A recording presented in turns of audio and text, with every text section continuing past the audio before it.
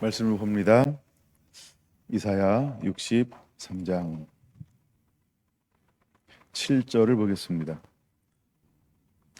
이사야 63장 7절. 내가 여호와께서 우리에게 베푸신 모든 자비와 그의 찬송을 말하며 그의 사랑을 따라 그의 많은 자비를 따라 이스라엘 집에 베푸신 큰 은총을 말하리라. 아멘. 이사야 27번째 시간입니다. 오늘은 소제목을 부흥을 위한 기도, 부흥을 위한 기도, 이런 제목으로 함께 은혜를 있습니다. 자, 우리가 두 달, 12월 달 계속해서 하니까 세 달 계속해서 이사야서의 말씀을 통하여 은혜를 다루고 있습니다. 특별히 60장부터 아니면 길게는 40장부터 66장까지 이제 장차 되어질 회복될 그 나라들에 대해서 말씀을 하고 있습니다. 특별히 유다의 죄악으로 인해 파멸이 불가피한 사실에 대해서 하나님이 얼마나 아파하는가라고 하는 그 아버지의 마음과 심정을 우리가 이사야 40장에서 66장을 통해서 읽어낼 수 있어야 합니다. 하나님은 이스라엘이 어떻게 하나님을 섬겨내기를 원하는가, 또 마지막 때가 되면 이방을 향하여 하나님께서 어떻게 하실 것인가, 이것을 우리에게 분명하게 보여주고 있다라고 하는 것입니다. 우리는 가끔 이렇게 설명합니다. 동전에는 양면이 있다. 하나는 우리가 공의의 하나님이 있다고 한다면 한쪽에는 인자한 하나님이 계시다. 그래서 우리가 동전의 양면이라고 표현하고 있습니다. 하나님은 어느 한쪽에 치우치지 않으신다라고 하는 거죠. 어떨 때는 우리에게 끊임없는 63장에 보여주고 있는 것처럼 하나님은 자비와 긍휼과 사랑을 우리에게 한없이 베풀어 주시는 하나님으로 우리에게 다가오시고 함께 하시고, 또 하나님은 이것을 인내하고 품고 용서하고 자비하고 긍휼히 여기고 끊임없이 우리를 용납하고 용서해 주시는 이런 하나님으로 우리와 함께 하신다라는 겁니다. 그러나 때가 되면 하나님은 인자한 하나님만으로 우리에게 다가오는 것이 아니고 이제는 공의의 하나님으로 우리에게 다가오실 거라고 하는 겁니다. 누구에게도 예외가 아니면은 이스라엘 자손, 하나님 택한 민족, 거룩한 나라, 하나님의 소유된 백성에게도 하나님은 예외가 아니라고 하는 것입니다. 그럼 우리는 깨달아야 하는 거죠. 우리가 예수 그리스도를 임금과 구주로 모셔드려서 하나님의 자녀가 되어서 우리가 어쩌면 예수님 만나고 난 다음에 평생, 어떤 사람은 짧게는 10년 그 적을 수도 있고, 우리가 30년, 40년, 50년, 60년, 70년 막 믿음 안에서 살아갑니다. 근데 하나님은 우리에게 똑같이 다가오셔서 양쪽 면을 다 보여주신다는 거죠. 근데 끊임없이 하나님은 우리에게 어떤 곳으로 또 많이 다가오시냐 하면 하나님은 인자한 하나님으로, 그러니까 하나님은 사랑으로 다가오실 거예요. 자비로 다가오실 거예요. 선하심으로 다가오실 거예요. 노하기를 더디하시는 분으로 다가오실 거예요. 근데 언젠가는 반드시 하나님은 우리에게 어떤 하나님으로 다가오실 거냐면 공의의 하나님으로 오실 거라는 거죠. 하나님의 말씀으로, 하나님의 언약으로, 하나님의 약속으로 반드시 이렇게 하시는 분으로 우리의 삶 가운데 다가오실 거라고 하는 걸 우리는 기억해야 한다는 겁니다. 그러므로 우리는 인자하신 하나님과 더불어서 살아갈 때 어떻게 살아가야 할까? 간단하죠? 여러분, 우리는 하나님만 섬기는 자가 되어야 합니다. 하나님께만 순종하는 자가 되어야 합니다. 이걸 한마디로 하나님만 사랑하며 살아야 된다, 이렇게 말씀을 하고 있는 것입니다. 우리는 이사야서를 통해서 이 부분을 충분히 경험하고 또 깨달아야 하는 것입니다. 왜 하나님께서 이스라엘을 극상품 포도나무로 심었음에도 불구하고 그들은 들 포도로 열매를 맺게 될 수밖에 없었을까? 여러분, 원래 이스라엘은 하나님께서 가장 작을 때, 그들을 거룩한 백성으로 하나님이 택하셨다라고 하는 겁니다. 그들을 하나님의 영원한 기업으로 택하셨다라고 하는 겁니다. 그들은 제사장 나라가 되기에 충분한 자격을 가지고 있기 때문에 하나님이 그들을 택하셨다라고 하는 것입니다. 그럼에도 불구하고 그들은 어떻게 하나님 앞에 섰을까? 그들은 극산품 포도 열매를 맺지 아니하고 들 포도를 맺게 되었다는 것입니다. 여러분, 이것이 나의 이야기가 아니었으면 좋겠습니다. 이것이 우리 교회 이야기가 아니었으면 좋겠습니다. 만약에 이것이 나의 이야기고 우리 성결한 교회의 이야기라고 한다면 여러분, 이것은 우리에게 가장 큰 불행 중에 불행이요 저주 중에 저주라고 하는 것입니다. 내가 살아있을 때 이것을 깨달으면 얼마나 다행일까. 그러나 내가 죽어서 주님의 심판대 앞에 섰는데 나의 정체성이 들포도다. 나의 정체성이 하나님 앞에 잘했다 칭찬 듣는 자가 아니고 이 악하고 게으른 종아라고 일컬음 받는다고 한다면 이것은 저주 중에 저주라고 하는 것이지요. 그래서 하나님은 이사야 선지자를 통하여 이스라엘을 향하여 지속적으로 말씀을 하고 있는 것입니다. 지금 너희들은 스스로 생각할 때 극산품 포도나무라고 생각하고 있는지 모르지만 내가 볼 때 나에게 너는 어떤 존재인지 아니? 너는 들 포도를 맺고 있단다 라고 하나님이 선지자를 통하여서 너무너무 사랑하기 때문에 이것을 선포하고 있다는 것입니다. 그럼 그 안에 아버지의 마음을 어떻게 읽어내야 될까요? 돌아오라는 것입니다. 돌이키라는 것입니다. 회개하라는 것입니다. 다시 의로 돌아와라. 공의로 돌아와라. 말씀을 들어라. 말씀을 순종하라. 하나님이 끊임없이 그들의 정체성을 보여주는 이유는 낭망하고 절망하고 실망하고 시험 들라고 하는 게 아닙니다. 하나님, 내가 지금까지 어떻게 섬겼는데 나를 이렇게 보시고 평가하고 대우하십니까? 이러면서 이스라엘 나라가 원망하고 불평하고 하나님 앞에 포악스럽게 행동하는 그걸 원하는 게 아니고 하나님은 그들을 향하여 손자를 보내서 그들의 팩트, 현실을 그대로 보여주는 거예요. 그들의 존재를 그대로 보여주는 거예요. 그들을 사랑하기 때문에 돌아오라는 겁니다. 회개하라는 것입니다. 깨달으라고 하는 것입니다. 우리는 마지막 때를 살아가고 있습니다. 온 땅의 죄악이 관영해 갈 것입니다. 가고 있습니다. 교회는 온 세상의 모든 것들을 통하여 계속해서 압력을 받을 것입니다. 핍박을 받을 것입니다. 여러분, 교회는 인기 없는 단체가 공동체가 될 것입니다. 그렇지 않 그러면 아주 허접한 존재로 취급받게 될 것입니다. 이미 그렇게 됐습니다. 이미 여러분, 우리나라에도 존엄성이 무너졌어요. 존중함이 무너졌어요. 사람이 귀한 걸 몰라요. 이미 마지막 때 일어나는 현상이 우리 삶 가운데 그대로 들어왔어요. 서로를 존중하지 않습니다. 서로 업신여깁니다. 무시합니다. 깔봅니다. 희롱합니다. 조롱합니다. 근데 우리가 그 속에 살고 있다라고 하는 겁니다. 그러면서 주님은 우리에게 요구하고 있는 것입니다. 너희는 분리된 그 삶을 살아낼 수 있겠니? 너는 스스로 거룩한 삶을 살아낼 수 있겠니? 너는 스스로 깨끗한 삶을 살아낼 수 있겠니? 사람의 평가를 두려워하지 말고 사람이 너를 어떻게 보는가에 초점을 맞추지 말고, 이 말은 사람에게 인기를 얻으려고 하지 말고 불꽃같이 그 눈으로 바라보는 하나님 앞에 너 나의 말을 가지고 그대로 우직하게 설 수 있겠니? 하나님은 우리에게 이것을 끊임없이 요구하는 시대에 우리가 살고 있다라는 것입니다.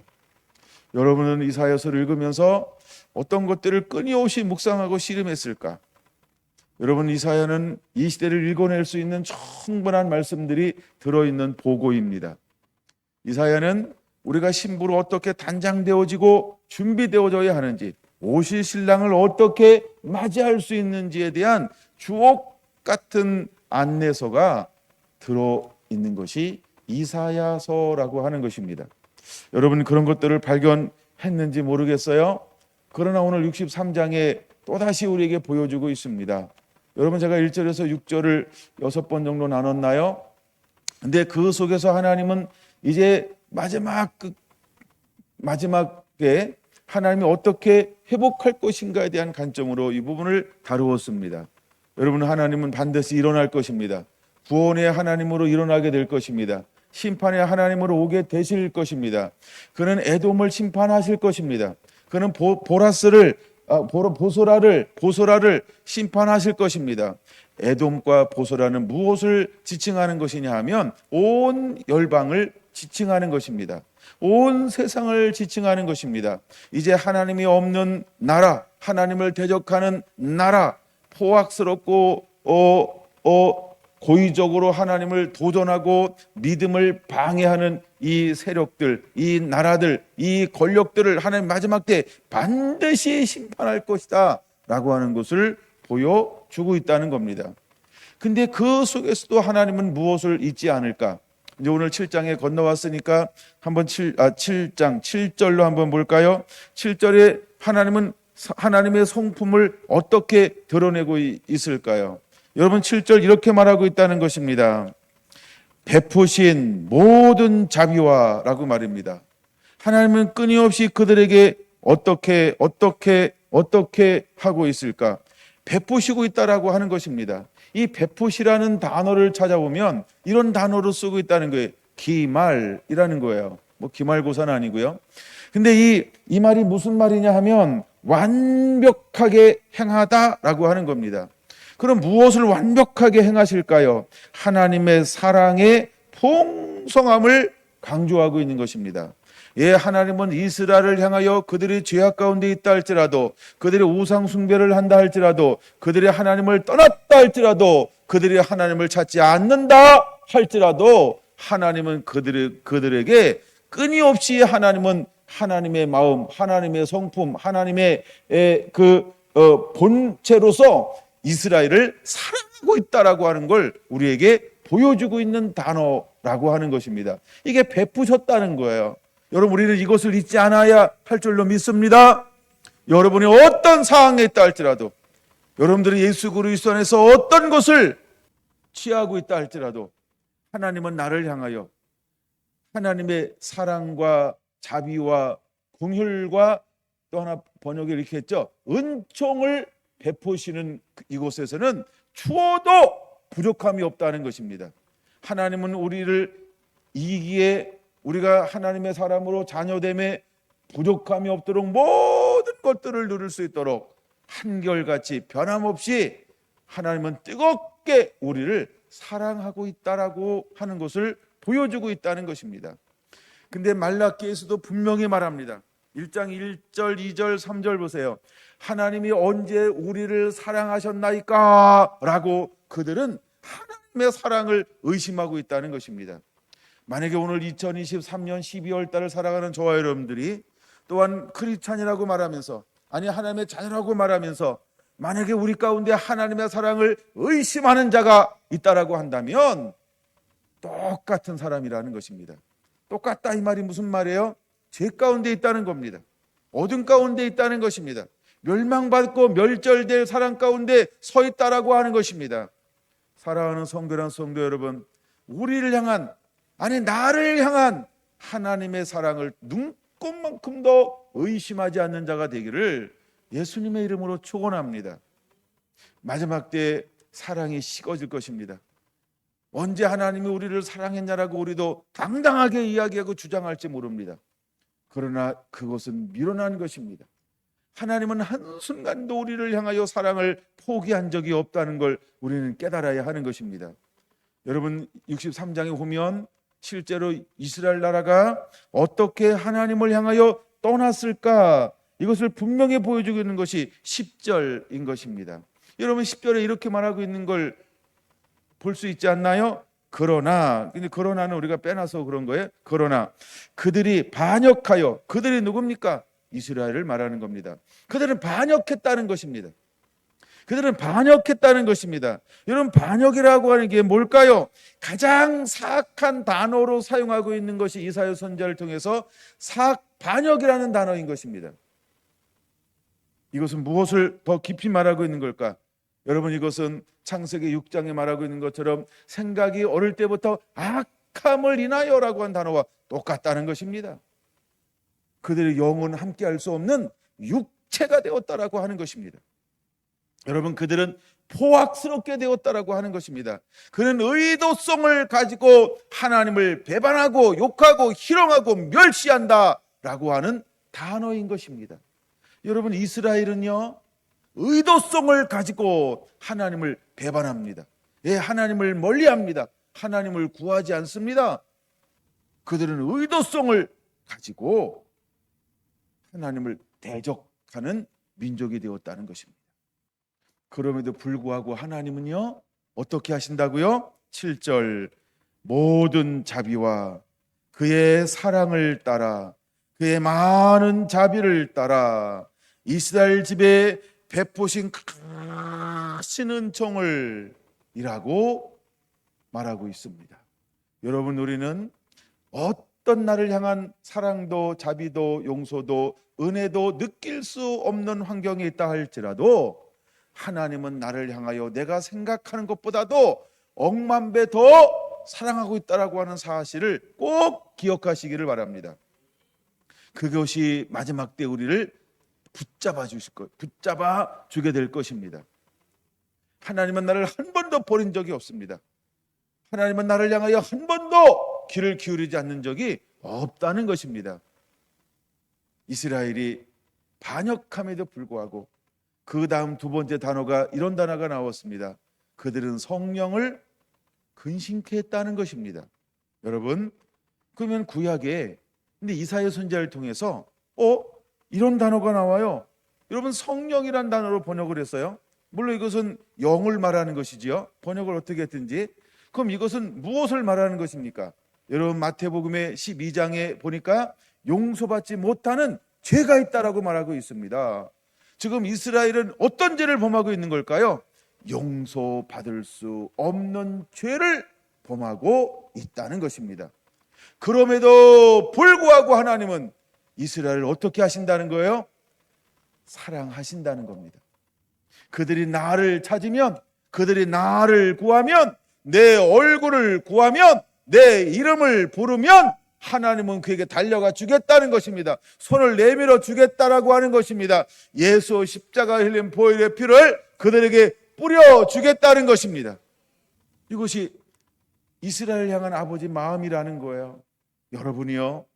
여러분이 어떠한 함정과 유혹에 미혹에 빠지는 한이 있어도 여러분 꼭 오늘 이 말씀을 기억해야 합니다. 아하, 그렇구나. 하나님은 절대로 나를 포기하지 않는구나. 아멘, 아멘, 아멘. 서울셀도 아멘. 아멘.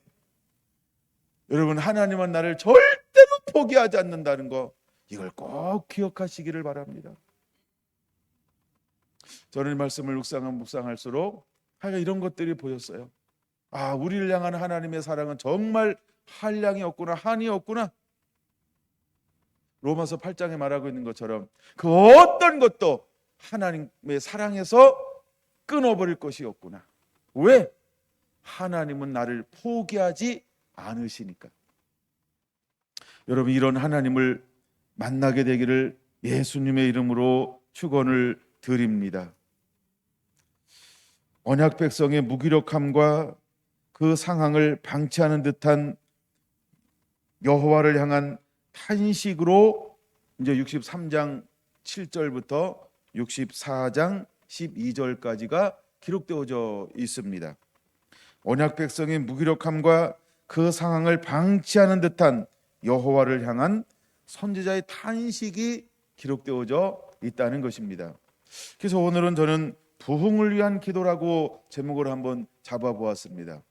여러분, 선자를 통하여 하나님은 하나님 앞에 어떻게 호소하고 있는가, 어떻게 하나님 앞에 부르짖고 있는가, 이 부분을 이런 관점으로 좀 살펴보려고 합니다. 여러분, 7절에서 14절까지를 보면요, 옛날을 회상하고 있다라고 하는 겁니다. 옛날은 우리가 이렇게 말하죠. 히스토리, 역사를 말하죠. 나의 20대 이미 역사가 되지 않았나요? 나의 30대, 어떤 분에게 역사가 되지 않았나요? 나의 40대 역사가 되지 않았나요? 이런 것처럼 무엇을 뒤돌아보냐 하면 옛날을 뒤돌아보고 있다라고 하는 겁니다. 물론 여기에는 두 가지가 나오죠. 11절에 보면 백성이 옛적 모세의 때를 기억하여 이르되 라고 말합니다. 언제를 기억하고 있다고요? 모세의 때를 기억하고 있다는 거예요. 모세의 때를 기억하고 있어요. 모세의 때 다음에 무슨 때예요? 사사 때. 사사 시대 다음 때가 무슨 때예요? 왕들 시대. 그럼 이제 왕들 시대가 이제 사울왕, 그다음에 누구죠? 다윗왕, 그다음에 솔로몬왕, 그다음에 이제 두 나라로 갈라졌어요. 그럼 이제 이사야까지 오기 전까지 그들은 계속해서 옛날을 추억했다라고 하는 것입니다. 옛날을 추억했다는. 근데 그러면 왜 아브라함 때를 기억하지 않고 족장 시대, 아브라함 때를 기억하지 않고 모세 때를 기억했을까? 그 모세 그러면 우리가 가장 대표적인 게 뭘까요? 출애굽이죠. 출애굽이라고 하는 거예요. 세상을 상징하는 애굽에서 천국을 상징하는 새하늘과 새 땅을 상징하는 가나안 땅, 그렇죠? 잃어버린 땅 애굽. 거기서 젖과 꿀이 흐르는 땅, 옛 에덴 동산 하나님의 나라를 상징하는 킹덤, 이곳에 이르게 한 것을 이제 이 천국을 소망하면서 그들은 어디서부터 추억하기 시작하나요? 모세 때부터 추억하기 시작하고 있다라고 하는 것입니다. 근데 여러분들은 거기서 분명히 무엇을 발견하는 자가 되어야 할까? 하나님은 변함이 없으신 분이시다. 우리 이것을 발견하는 것입니다. 우리가 이렇게 말합니다. 하나님은 어제나 오늘이나 영원토록 동일하신 분이라는 것입니다. 믿습니까? 혹 이럴 수 있어요. 이제 우리 개인적 신앙으로 보면 한참 신앙이 좋을 때가 있을 수 있어요. 그렇죠? 막 첫사랑 뜨거워요. 막 뜨거워. 아무 소리, 세상 소리가 안 들려와. 누가 뭐라 해도 나는 오직, 그렇죠? 예수님 예배할 거야. 나 이렇게 살 거야.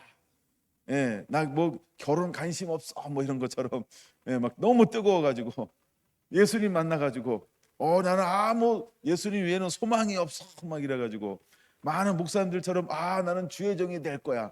난 다른 것은 내 안에는 생각도 하기 싫어. 난 오직 주님만을 위해서 살 거야. 어떻게 하나님 한 분만을 예배하며 평생을 살 수 있을까? 이건 내가 주의 종이 되는 길밖에 없다. 그래가지고 많은 목사님들이 그래서 신학교를 갔대요. 어떻게 하면 평생 예배하며 살까 하다가 평신도 되면 예배 못할 것 같아서 목회자면 평생 하나님만 예배할 것 같아서 신학교를 갔다. 이런 아주 주옥 같은 간증들이 얼마나 많은지 몰라요. 이게 여러분 뭐라고요? 첫사랑이라는 거예요. 이게 옛것을 추억하는 거예요. 여러분, 하나님은 끊임없이 우리를 어떻게 하시는 분일까요? 근데 여러분, 모세의 때는 어디로부터 시작되는 걸까요? 창세기 15장부터 시작되는 거예요. 하나님은 이미 아브라함에게 어떤 환상을 보여줬어요? 400년 후에 돌아올 것이다. 이미 족장 시대로부터 올라간다는 것입니다. 어쩌면 우리가 이럴 수 있어요. 내가 무엇인가 은혜 받을 때 내가 처음 주셨던 말씀, 처음 주었던 꿈, 처음 주었던 환상, 처음 받았던 그 감동, 우리가 이런 걸 가지고 있을 수 있다라고 하는 겁니다. 그래서 우리도 뭘 하며 살아요? 껄껄껄 하면서 살 수 있다는 거죠. 이 껄껄이 좋은 의미로 한다면 뭘 받았다는 거예요? 은혜를 받았구나, 비침을 받았구나, 친밀했구나, 하나님이 나를 굉장히 보배스럽게 존귀하게 나를 여겨 주셨구나. 우리가 다 이런 시절이 있을 수 있다는 겁니다. 아직 그것이 없다라고 하는 것은 앞으로 있을 것이다 라고 하는 겁니다. 희망이죠. 할렐루야. 여러분, 우리는 그 안에서 사는 자가 되어야 할 줄로 믿습니다. 그래서 이스라엘의 모세 때를 기억하면서, 그러면 모세 때 이제 좋은 거예요. 그럼 모세 때는 또 두 번째 어떤 의미가 있냐면, 간단하게 이렇게 한번 살펴보려고 합니다. 하나는 연단, 하나는 훈련, 이런 개념이 있다라고 하는 것입니다. 하나님은요, 환난을 통해서, 연단을 통해서 하나님께 돌이킬 것을, 하나님께 돌이키면 하나님의 그들을 적과 꿀이 흐르는 땅에서 영원토록 살게 하겠다라고 하는 이 언약의 말씀을 그들은 뭐 하는 거예요? 희상하고 있다라고 하는 것입니다. 여러분, 하나님은 이스라엘 백성에게 끊임없이 말합니다.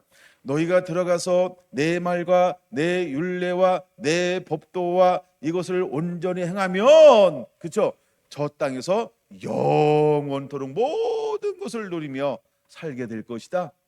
저 땅에서 잃어버렸던 거, 병들었던 거, 굶주렸던 거, 고난스러웠던 거 한 개도 없이 너희는 형통하는 삶, 누리는 삶, 윤택한 삶, 이것을 내가 살게 할 것이다. 너의 후손들은, 후손의 후손은 복을 받을 것이며, 땅을 너에게 풍성하고 윤택하게 할 것이며, 너의 후손을 통하여 왕위가 영원히 끊어지지 않게 세움을 받게 될 것이며. 여러분, 얼마나 하나님은 약속을 많이 해주고 있는지 모릅니다.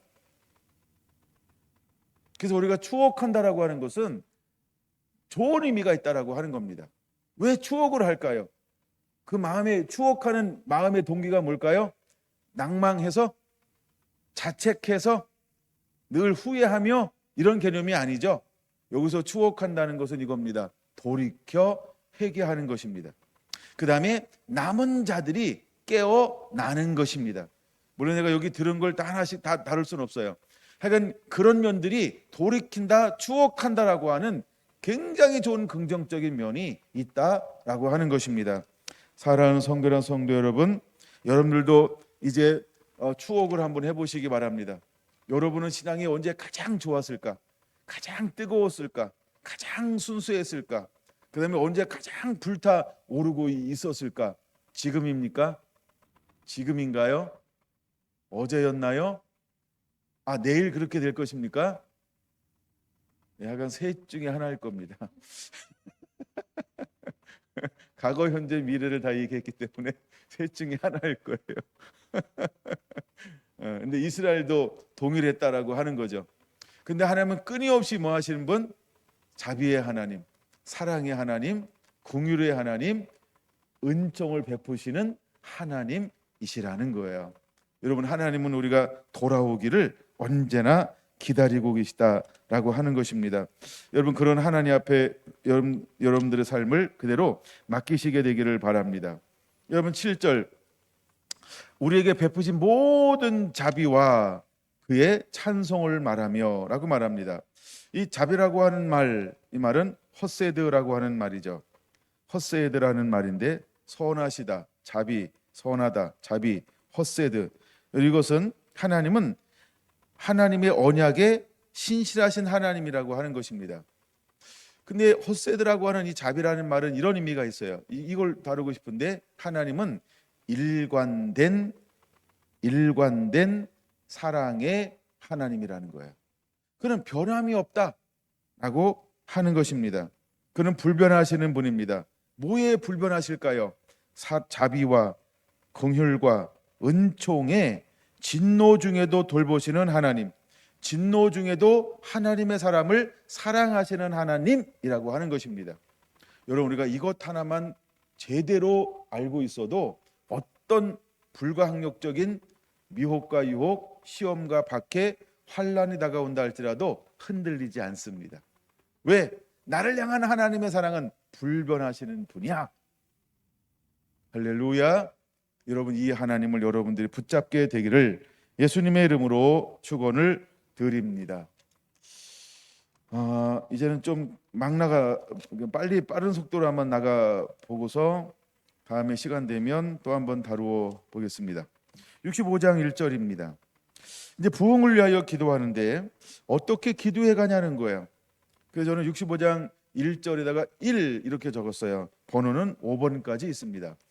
1번인데 어떻게 기도하나요? 한번 같이 한번 읽어볼까요? 65장 1절 시작. 나는 나를 구하지 아니하던 자에게 물음을 받았으며 나를 찾지 아니하던 자에게 찾아냄이 되었으며 나는 내 이름을 부르지 아니하던 나라에 내가 여기 있노라 내가 여기 있노라 하였노라.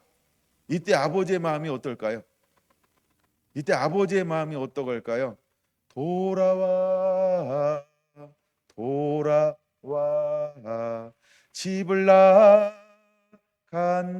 자여 돌아와 돌아오라. 여러분, 우리가 집을 나간 자녀가 돌아오기를 기다리는 그 아버지의 마음이요. 지금 65장 1절은 아버지의 마음이 어떤 마음이라는 거예요? 막 잃어버린 탕자 아들이 돌아올 때 그 아버지 마음, 아버지의 그 심정이요. 한 영혼이 죽을 수밖에 없었는데 그 영혼이 회개하고 죽게로 돌아올 때의 그 마음이요. 여러분, 우리는 첫 번째 부흥을 위해서 기도해야 한다는 것입니다. 왜 우리는 부흥을 위해서 기도해야 할까? 돌아올 것을 기대하는 아버지의 마음이 65장 1절에 이렇게 그려지고 있는 것입니다. 지금 우리를 향한 아버지의 마음은 성결한 성도 한 분 한 분들의 주님께로 돌아오기를 원합니다. 여러분의 사랑하는 가족들이 전부 돌아오기를 원합니다. 네, 여러분의 사랑하는 가문이 주님께로 돌아오기를 원합니다. 여러분의 이웃이 돌아오기를 원합니다. 하나님은 모든 나라, 모든 민족, 모든 백성, 모든 방언, 전 인구가 하나님 앞에 돌아오기를 기다리고 있다라고 하는 것입니다. 이것이 아버지 마음이에요. 그래서 여러분, 우리는 부흥을 위해서 기도하는 자가 되어야 한다는 것입니다. 다시 한번 1절 볼까요? 나는 나를 구하지 아니하던 자에게 물음을 받았으며. 이때 아버지 마음이 짜증날까요? 너무 행복한 거예요. 아니, 한 번도 아버지 앞에 묻지 않았어. 근데 이 아들이 다가와서 뭐 하는 거예요? 하나님, 내가 어찌 하오리까? 저는 사도행전 2장 38절이 기억났어요. 어찌 하오리까? 여러분, 이사야 6장 9절, 우리가 누구를 보낼까 할 때 주여 내가 여기 있나이다. 여러분, 한 번도 주님 앞에 묻지 않았어요. 예레미야 33장 3절은 여러분이 웬만하면 다 아시죠? 부르짖으라 크고 비밀한 일을 내게 보이리라. 할렐루야. 여러분, 너희가 얻지 못하면 내 이름으로 내게 아무것도 구하지 아니했기 때문이요. 주님은 이 물음을 받을 때 굉장히 행복해 하신다는 거예요. 여러분, 이제 하나님 앞에 나아가는 자가 되기를 바랍니다.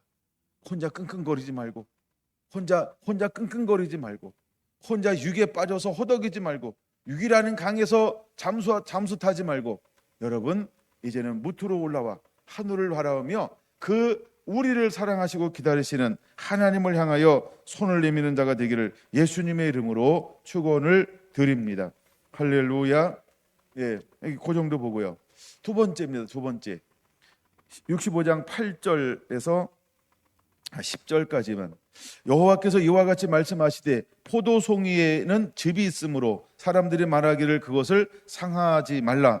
거기 복이 있느니라 하나니 나도 내 종들을 위하여 그와 같이 행하여 다 멸하지 아니하고 내가 야곱에게서 씨를 내며 유다에게서 나의 산들을 기업으로 얻을 자를 내리니 내가 택한 자가 이를 기업으로 얻을 것이요 나의 종들이 거기에 살 것이라. 샤론은 양떼의 우리가 되겠고 아굴 골짜기는 소떼가 눕는 곳이 되어 나를 찾는 내 백성의 소유가 될 것이다. 할렐루야. 여러분, 무엇을 위해서 기도하고 있나요? 복받기 위해 남겨진 포도송이처럼 하나님은 남은 자들을 통하여서 이렇게 일하게 될 거라고 하는 것입니다. 여러분, 하나님은 이 소망을 우리에게 남겨주고 있어요. 이것이 이제 우리가 복받기를 위해 남겨진 포도송이처럼 이제 우리는 일어나는 자가 되어야 합니다. 근데 복받기 위해서 남겨진 포도송이는 어떤 사람일까요? 10절에 누구를 찾는 자? 여호와 하나님을 찾는 자라고 하는 것입니다. 이제 우리는 하나님을 향하여 기도하는 자가 되어야 합니다. 먼저 우리는 하나님을 찾는 자가 되어야 할 줄로 믿습니다. 하나님을 찾는 자들은 놀라운 영적인 변화가 13절, 14절처럼 일어나게 될 것입니다. 여러분 65장 13절, 14절들은 이렇게 말합니다. 나의 종들은 마실 것이로되 너희는 가라할 것이니라. 나의 종은 어떤 사람일까요? 하나님을 찾는 자를 말합니다. 근데 너희는 누구를 말할까요? 예, 너희는 아까 10절에 말하고 63장 10절에 말하고 있는 것처럼 반역하며 성령을 근심하게 하는 자를 말합니다. 그들은 갈할 것이다. 그들은 하나님을 찾지 않으니까 뭐 한다고요? 여전히 목말라 하게 될 거라는 것입니다. 두 번째, 나의 종들은 기뻐할 것인데 하나님을 찾지 않는 자는 수치를 당할 거라는 겁니다. 세 번째, 이제 하나님을 찾는 종들은 그 마음에 즐거움이 있고 노래가 흘러나오게 될 거라는 겁니다. 그러나 하나님을 찾지 않는 사람들은 마음이 늘 슬퍼요. 그리고 심령의 상함으로 통곡하는 삶을 살게 될 거라고 말하고 있는 것입니다. 여러분은 어떤 것을 택하시겠습니까? 이제 우리는 이것을 안내해 드렸어요. 그럼 이제 우리는 뭘 하는 자가 되어야 할까요? 우리는 하나님을 찾고 하나님을 구하고 하나님을 목말라 하며 하나님의 말씀 안에 머무는 자가 되어야 할 줄로 믿습니다. 하나님은 하나님을 향하여 나가는 남은 자들에게, 하나님은 하나님을 향하여 나가는 마지막 때 여호와의 종, 마지막 신부들에게 하나님은 무엇이 되어주겠다라고 약속하고 있는 것일까요? 여러분, 하나님은 하나님의 종들에게 모든 필요를 채워주시겠다고 말씀하고 있습니다. 그들의 기쁨이 되어줄 거라고 말하고 있습니다. 그들의 마음에 즐거운 양하게 되어줄 거라고 말씀을 하고 있다라고 하는 것입니다. 여러분, 그런 사람들은 무엇을 차지하고 누릴 수 있게 될까요? 정말로 복받기 위해 남겨진 포도송이 어떤 복을 누리게 될까요? 이들은요 17절에 말하고 있는 것처럼 새하늘과 새 땅을 들어가게 될 거라고 하는 것입니다. 이제 여러분들은 새하늘과 새 땅을 바라보는 자가 되어야 할 줄로 믿습니다. 할렐루야. 예, 그 정도 하고요. 세 번째입니다. 66장 2절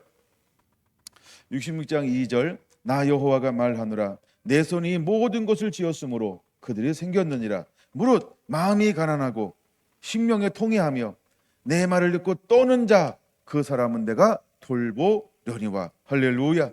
여러분, 하나님은 돌보기를 원한다라고 하는 거죠. 근데 하나님은 어떤 사람들을 돌보시고 도우시고 세우시고 하늘의 모든 자원을 공급해 줄까요? 우리가 세 가지로 나눌 수 있죠. 첫째, 마음이 가난한 자. 둘째, 심령에 통회하는 자. 셋째, 하나님의 말씀을 듣고 떠는 자. 이것을 경외하는 자라고 말씀을 드렸어요. 이제 하나님은 이런 사람들을 찾고 있습니다. 여러분, 이것을 우리가 무엇으로 표현할 수 있을까요? 하나님의 나라를 갈망하고 사모하는 자들이 되어야 합니다. 우리가 부흥을 위하여 기도하는 자는 하나님의 나라를 갈망하고 사모하는 자들이라고 하는 것입니다. 우리 안에 이 마음이 일어나야 할 줄로 믿습니다. 더 나아가 5절 이렇게 말합니다. 여호와의 말씀으로 말미암아 떠는 자들아 그의 말씀을 들을지어다. 할렐루야.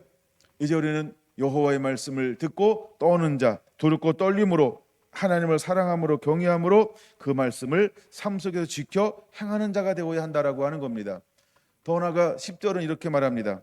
예루살렘을 사랑하는 자들이요 라고 말합니다. 여러분, 예루살렘을 사랑합니다. 하나님의 집을 사랑합니다. 하나님을 사랑합니다. 하나님의 집을 사랑합니다. 하나님의 임재와 하나님의 영광을 사랑하는 자들입니다. 그들은 무엇에 대한 목마름과 추구함과 늘 무엇을 이렇게 추구하고 있을까요? 하나님의 집입니다. 하나님의 집에 있는 영광입니다. 하나님의 그 임재인 것입니다. 하나님의 얼굴, 그분 자신인 것입니다. 10절은 그런 것을 의미하는 것입니다. 그러면 우리는 예루살렘을 사랑하는 자가 되어야 할 줄로 믿습니다. 여러분, 하나님을 사랑하는 자에게 하나님께서는 즐거움을 주게 될 것입니다. 그는 기뻐하게 될 겁니다. 영광의 풍성함을 하나님이 그에게 부어주게 될 것입니다. 그런 어떤 상황 속에도 하나님은 그를 위로하고 날마다 새 힘을 하나님이 부어 주게 될 것입니다. 그러므로 그는 하나님이 주시는 것으로 강건한 가운데 모든 이 땅 가운데 은혜를 누리며 열린 하늘의 문을 통하여서 마지막 때 빛의 갑옷을 입고 하늘의 모든 자원을 가지고 일어나 다시 오실 주의 길을 예비하는 자로 일어나게 될 것을 보여주고 있습니다. 여러분, 하나님은 이런 사람들이 일어나기를 원합니다. 네 번째입니다. 여러분, 네 번째는요, 66장 14절에서 15절을 보려고 합니다. 먼저 적어 놓을까요? 재림은 원수에게 저주받는 날이다. 이렇게 한번. 재림은 원수에게 저주받는 날이다.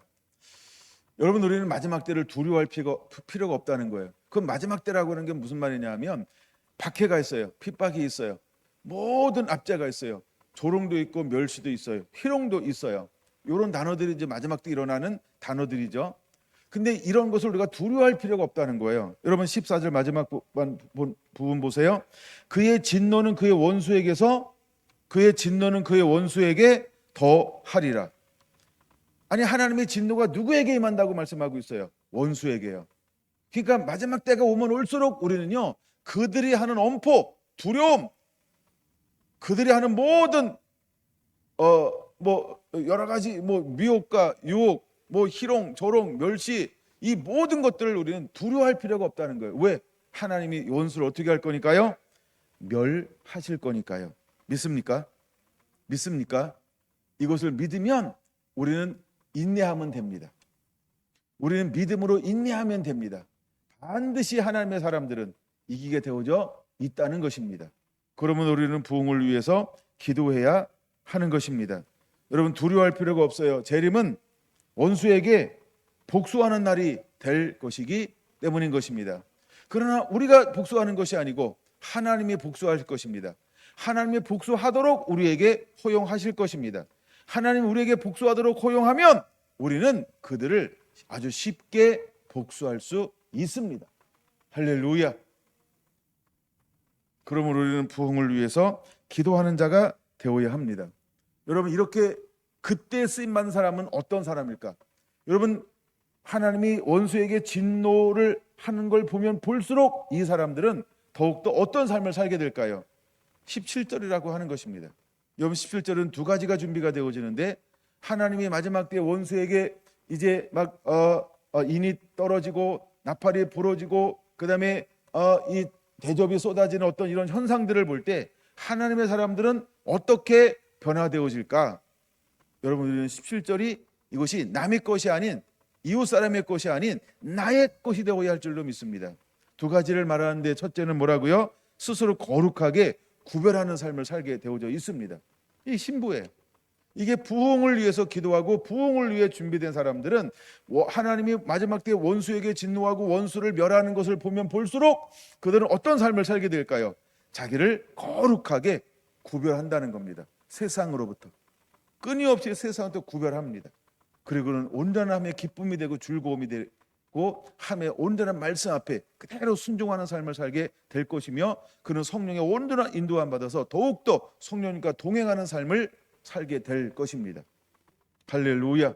또 하나는 뭘 하게 된다고요? 스스로 정결하게 할 거라는 거예요. 끊임없이 그는 뭘 점검할까요? 자기 자신을 점검하게 될 거라는 거예요. 끊임없이 뭘 한다고요? 자기 자신을 점검하게 될 거라는 거예요. 여러분, 이것서 대표적인 것이 저는 이거라고 생각합니다. 사도 바울처럼 나는 날마다 죽노라. 하나님을 알면 알수록 나는 날마다 죽노라. 하나님을 알면 알수록 내게 있는 불순물을 계속해서 제거한다는 것입니다. 사도 바울에게 어떤 은혜가 있는 걸까요? 스스로 정결하게 하는 것입니다. 스스로 깨끗하게 하는 것입니다. 여러분, 우리가 하나님 앞에 가까이 가면 갈수록 우리는 매일매일 무엇을 하는 삶을 살아야 할까요? 스스로 거룩하게 하고 스스로 정결하게 하는 이 삶을 살 수밖에 없게 될 것입니다. 저는 이 부분에서 이런 생각이 들었어요. 마태복음에 보면 어떤 기도를 하고 있냐 하면, 마태복음 예수님 이런 기도하죠. 나의 원대로 마옵시고 아버지의 원대로 되기를 원하나이다라고 기도하고 있습니다. 그런 것처럼 이것이 바로 예수님이 그렇게 기도했던 것처럼 여러분 우리들도 그렇게 기도할 수 있는 하나님의 사람들이 되기를 원합니다. 나의 원대로 마옵시고 아버지의 원대로 되기를 원하나이다. 이것이 우리의 기도가 되어야 합니다. 이것이 우리의 기도가 되어야 합니다. 그런 하나님은 그런 사람들을 통하여 마지막에 부흥의 통로와 부흥의 일꾼으로 들어 쓰시고 사용하시게 될 것입니다. 여러분 그렇게 붙들려 쓰임 받는 자가 되기를 예수님의 이름으로 축원을 드립니다. 할렐루야. 6번째입니다. 이렇게 준비된 사람을 통하여 하나님이 마지막 부흥을 위해서 어떻게 들어 쓰시고 사용할까요? 20절에서 22절입니다. 깨끗한 그릇, 이렇게 한번 그냥 적어놓으세요. 5번째는 깨끗한 그릇. 다시 이제 부흥을 위해서 기도하라.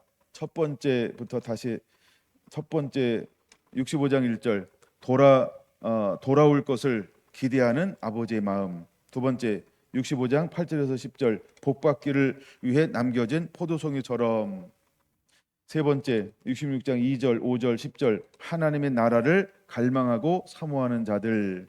네 번째 66장 14절에서 15절 재림은 원수에게 저주하는 날이다.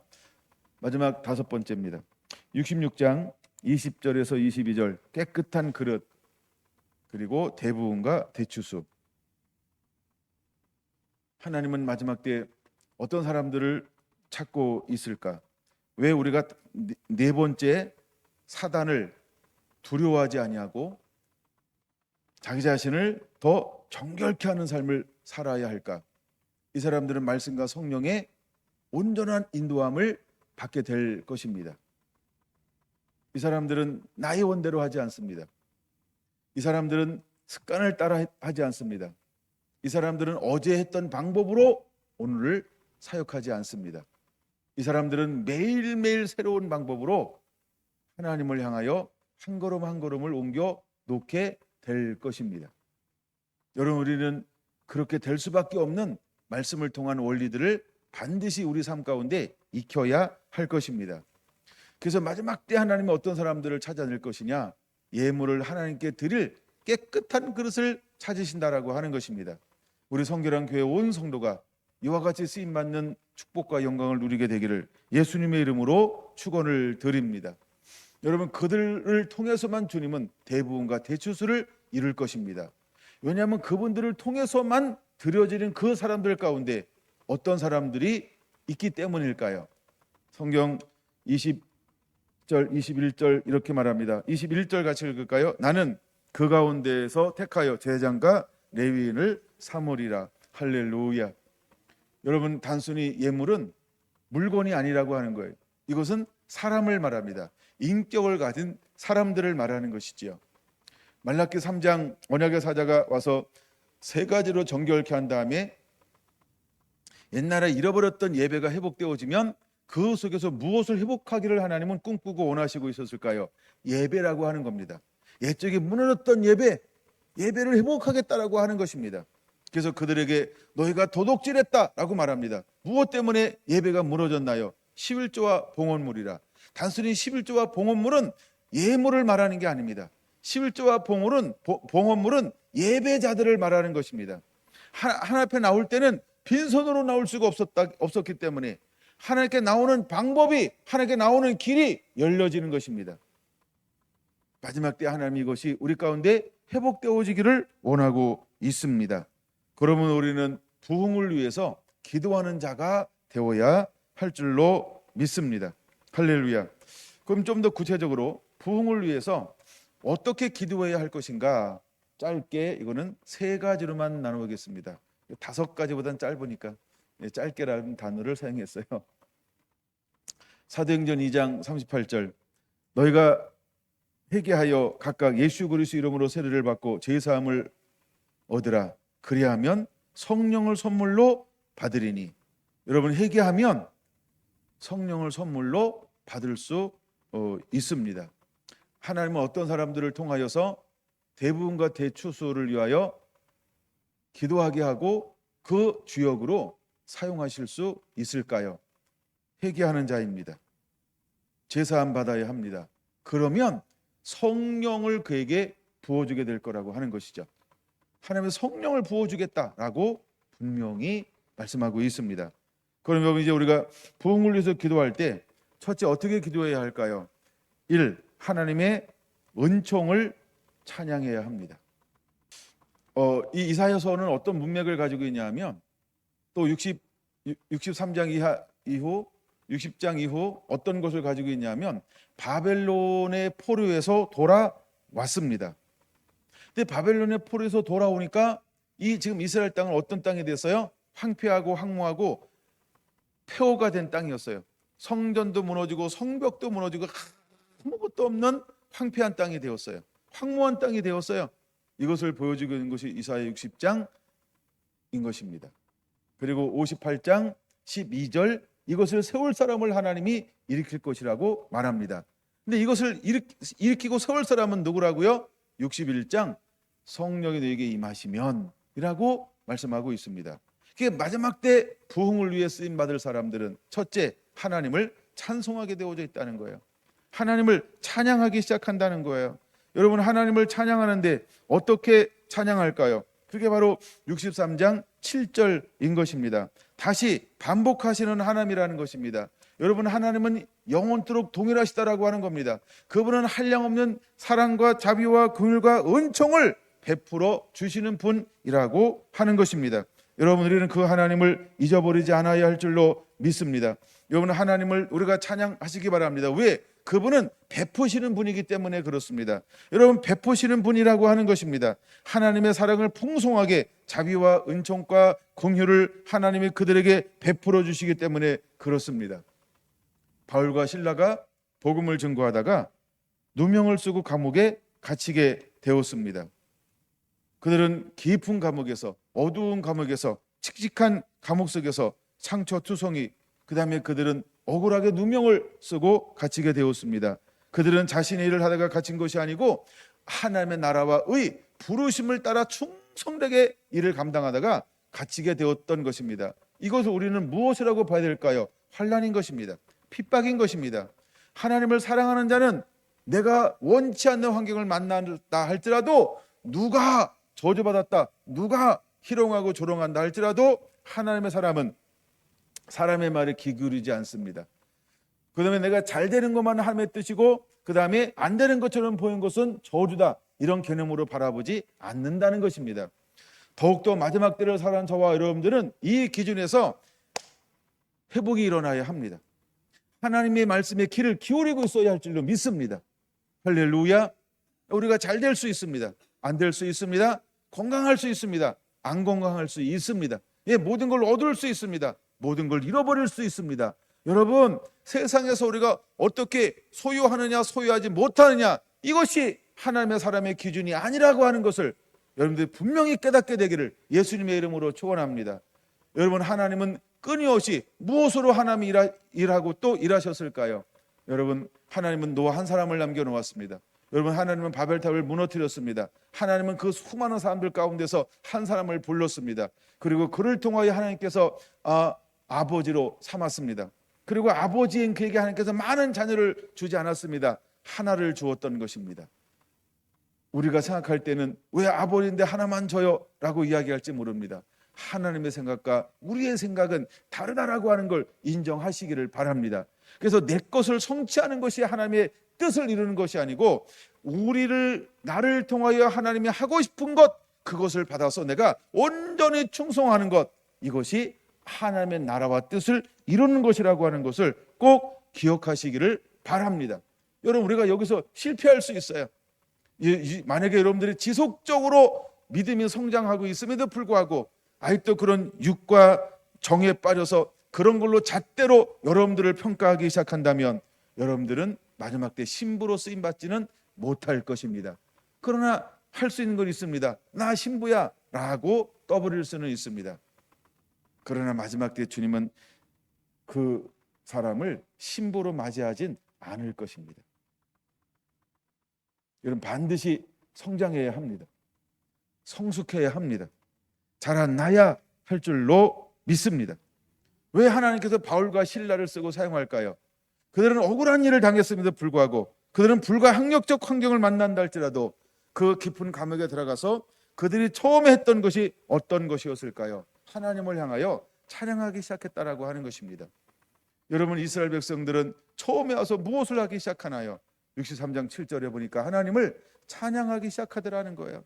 여러분, 우리의 삶 중심에 무엇이 제일 앞에 놓여져 있어야 할까요? 이제 여러분들은 하나님을 어느 환경 속에서나 어떤 곳에서나 하나님을 먼저 찬양하는 예배자이어야 한다는 것입니다. 하나님은 그 사람을 통하여 부흥의 통로로 쓰시고 사용하실 것입니다. 여러분, 쉬지 않고 기도하는 자, 쉬지 않는 예배자가 되기를 예수님의 이름으로 축원을 드립니다. 아멘. 두 번째, 이렇게 볼까요? 하나님의 구원을 찬양합시다. 8절과 9절에 보니까 그들은 하나님을 향하여, 어떤 하나님을 향하여 말씀하고 있을까요?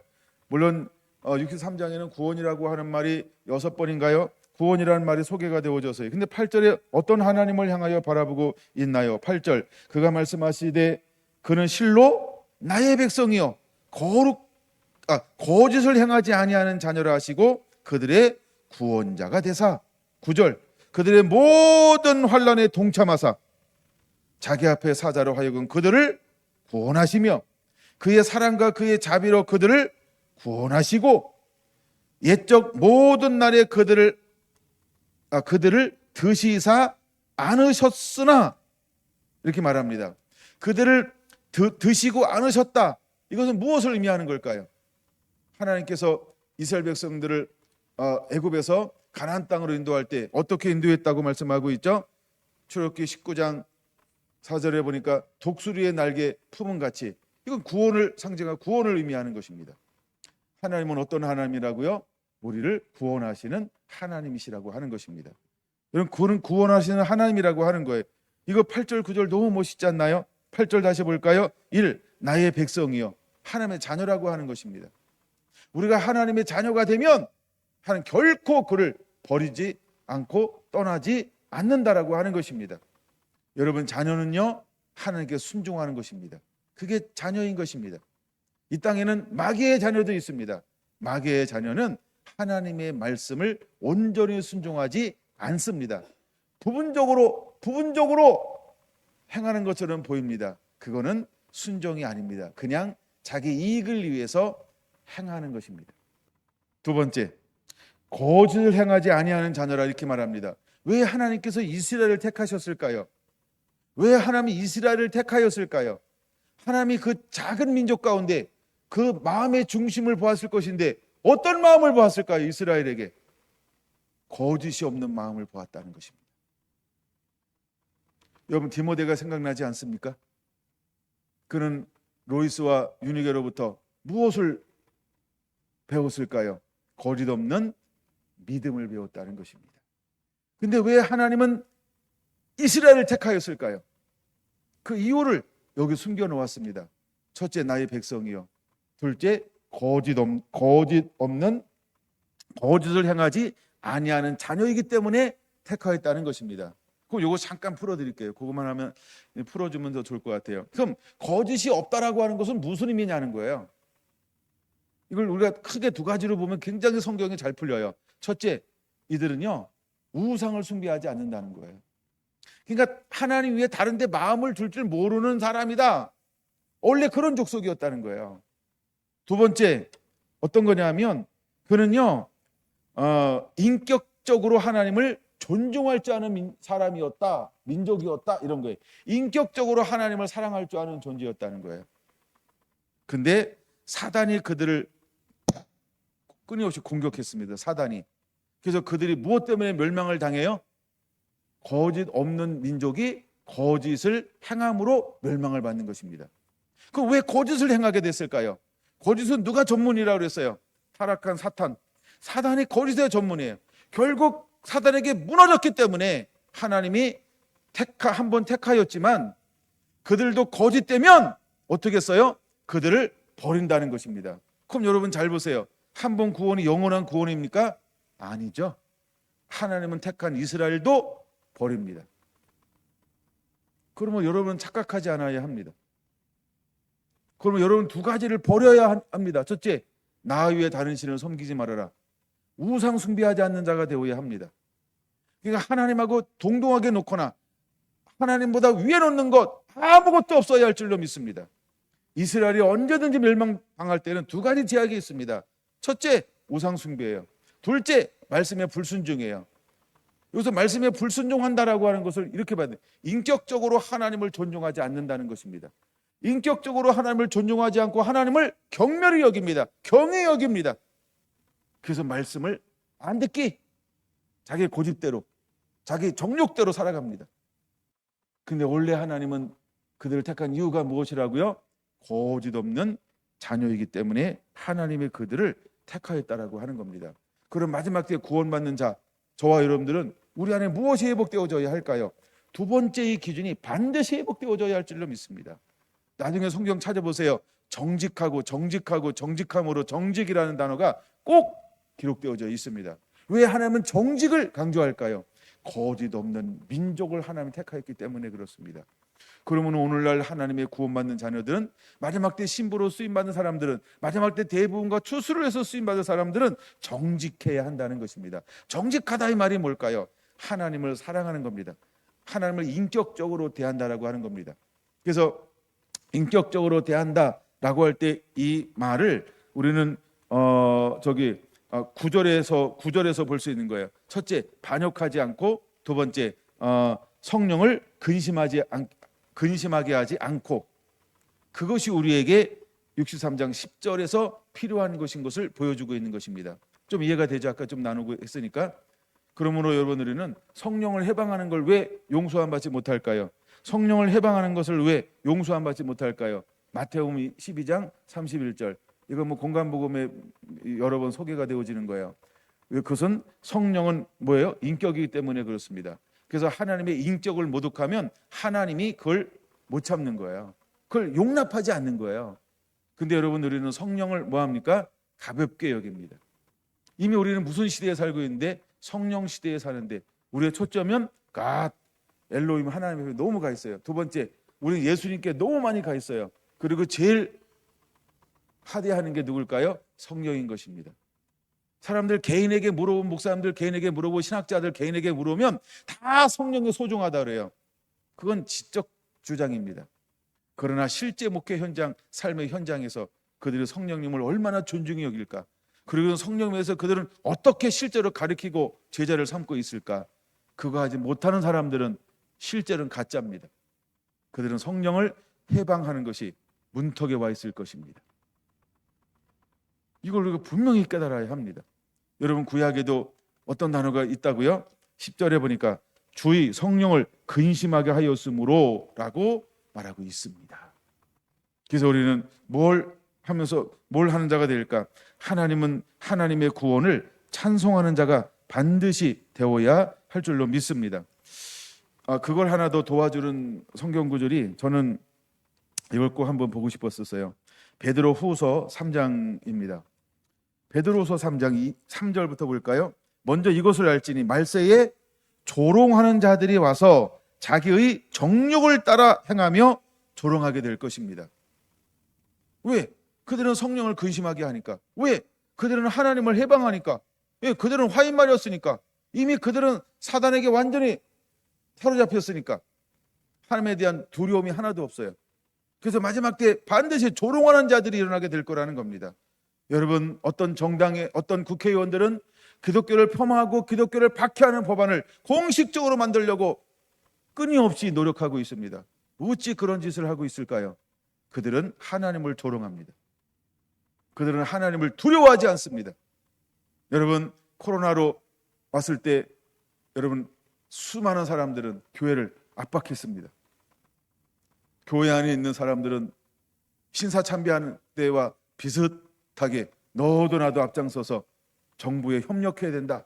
그래서 하는 말이 무슨 말이었어요? 그래야 복음화가 다치지 않는다 얘기했습니다. 코로나 끝났어요. 전도가 됩니까? 오히려 교회 숫자가 줄었고 성도가 더 많이 교회를 떠났습니다. 그들은 속고 있는 것입니다. 여러분, 우리가 초점을 다른 데다 두면 조롱하는 자들이 반드시 와서 하나님의 사람을, 하나님의 교회를 조롱하게 될 거라는 것입니다. 여러분, 그 사람들은요 자기의 정욕을 따라 행하기 때문에 그런 것입니다. 근데 그 사람에게 물어보세요. 목사님은 정욕을 따라 행하는 자죠? 그러면 눈 크게 뜰 겁니다. 그리고 밥 먹던 힘을 다해서 소리를 치게 될 것입니다. 정욕을 따라 행하는 것을 본인은 잘 모릅니다. 좀 더 볼까요? 4절입니다. 이르되 주께서 강림하신 약속이 어디 있느냐? 조상들의 잔 후로부터 만물이 처음 창조될 때와 같이 그냥 있다 하니 이는 하늘이 옛적부터 있는 것과 땅이 물에서 나와 물로 성립된 것도 하나님의 말씀으로 된 것을 그들이 일부러 잊으려 함이로다. 아는데 이야기하지 않습니다. 주장하지 않습니다. 모른 척합니다. 가짜입니다. 이게 마지막 때 일어나는 일들이라는 거예요. 근데 여러분, 하나님은 구원자 하나님, 구원의 하나님이라고 하는 걸 우리는 기억하라는 말씀입니다. 7절 눈으로 볼까요?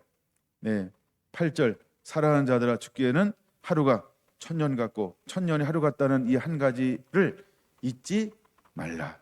주의 약속은 어떤 이들이 더디다고 생각하는 것까지 더딘 것이 아니라 같이 읽을까요? 시작. 오직 주께서는 너희를 대하여 오래 참으사 아무도 멸망하지 아니하고 다 회개하게 이르기를 원하시느니라. 이게 아버지 마음이에요. 왜 사람들이 다 회개하기를 원할까요? 회개하면 구원을 받을 수 있기 때문에. 왜? 하나님은 구원해 내기를 원하시는 분이기 때문에. 하나님은 변함이 없어요. 영원하신 하나님이에요. 여러분, 하나님은 가마리아 하나님이에요. 베푸시는 하나님이라는 거예요. 변치 않는 하나님이라고 하는 거예요. 이걸 기억하시기를 바랍니다. 하나님은 모두가 다 회개하여 구원받기를 원한다는 거예요.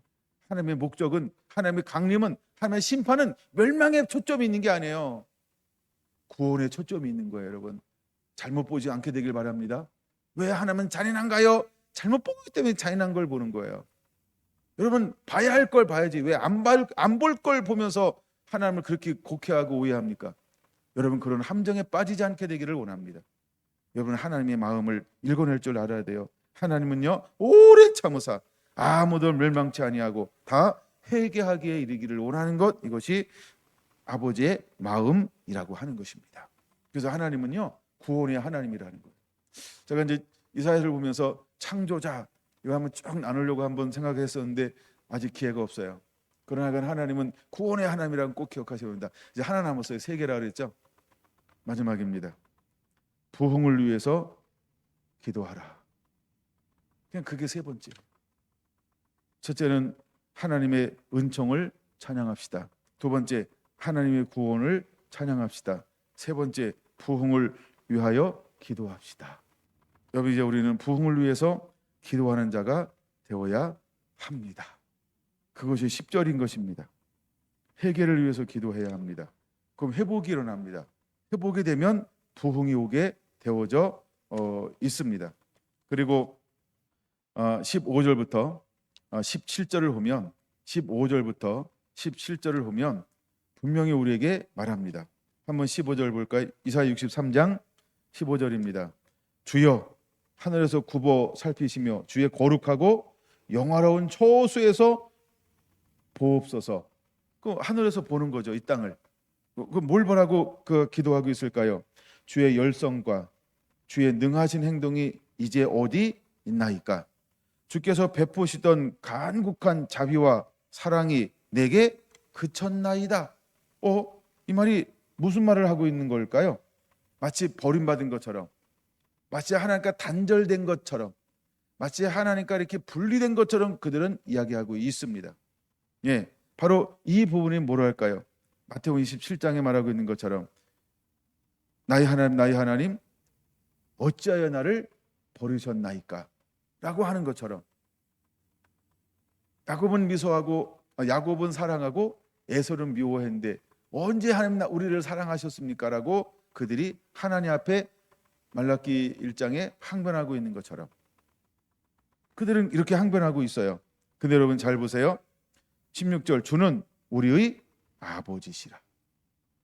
이 한마디로 사실은 게임 끝이 나야 되는데 하나님은 이걸로 게임이 안 끝나는 사람이 있기 때문에 좀 더 길게 말씀하셨어요. 아브라함은 우리를 모르고, 아브라함이 우리를 모른대요. 두 번째, 이스라엘은 우리를 인정하지 아니할지라도 여호와여 주는 우리의 아버지시라. 옛날부터 주의 이름을 우리의 구속자라 하셨거늘, 구속자, 구원자라 하셨다는 것입니다. 여호와여 어찌하여 우리로 주의 길에서 떠나게 하시며 우리의 마음을 완고하게 하사 주를 경외하지 않게 하시나이까. 원하건대 주의 종들 곧 주의 기업인 지파들을 위하사 돌아오시옵소서. 부흥을 위하여 기도하고 있습니다. 이제 우리는 부흥을 위해서 기도하는 자가 되어야 합니다. 아버지여 오시옵소서. 아버지여 오시옵소서. 우리가 이 땅 가운데서 아버지가 오도록 다시 찬양할 때까지는 하나님이 오시지 않는다고 했습니다. 그럼 그 말씀이 기억나는지 모르겠어요. 예수님께서 예루살렘에 올라가셔서 이제 종료주일날 찬양을 올려드릴 때 호산나 다윗의 자손이여 할 때까지 내가 오지 아니할 것이다. 그럼 마지막에 우리는 어떤 기도를 하는 자가 되어야 할까요? 그렇죠? 주 예수여 오시옵소서. 이제 우리는 마지막에 부흥을 위하여 기도하는 자가 되어야 합니다. 이사야를 3개월 나누고 있습니다. 이사야를 통해서 하나님과 시대를 읽어내는 자들이 되게 하여 주시고, 또 이사야를 통하여서 주님의 신부로 단장되어져서 이제 아버지의 마음을 시원케 하며 마지막 때에 주의 손에 붙들려 함께 쓰임받는, 함께 추수하는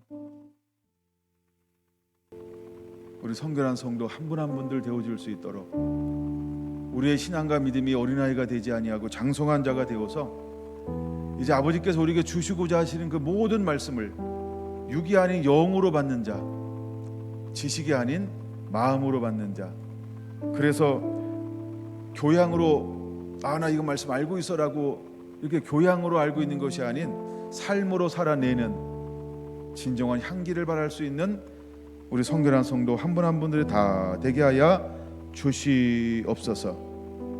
에돔은 세상입니다. 에돔은 이방을 말하는 것입니다. 아버지의 마음은 이제 그 속에서 남은 자들을 향하여 하나님은 모든 자비를 베풀 것이다 라고 말씀하고 있음을 듣게 하여 주옵소서. 하나님의 허세드의 그 은혜, 하나님은 한 번도 자비와 긍휼과 사랑과 은총을 멈춘 적이 없다는 것입니다. 그러기에 우리는 일어나야 하는 것입니다. 꽃이 피었는가, 순이 났는가, 싹이 돋았는가, 우미 돋았는가, 꽃술이 있는가, 그들을 향하여서 이제 우리는 일어나야 합니다. 아버지, 우리 성결한 성도 한 분 한 분들이 마지막 다시 한번 말씀으로 인쳐주시고 그 수많은 영혼들을 먹일 수 있는 하늘의 복음을 가지고 일어나 나아가 그 삶의 향기를 바라는 그 한 사람으로 우리를 사용하여 주시옵소서. 이제 한 분 한 분들이 이 마지막 때에 부흥을 위하여 기도함으로 일어나게 하옵소서. 여호와를 쉬지 못하게 기도하라 말씀하심, 이제는 이 부흥을 위해서 기도함으로 일어나는 우리 성결한 온 성도들이 되게 하여 주실 하나님을 찬양하며 예수님의 이름으로 기도하옵나이다. 아멘.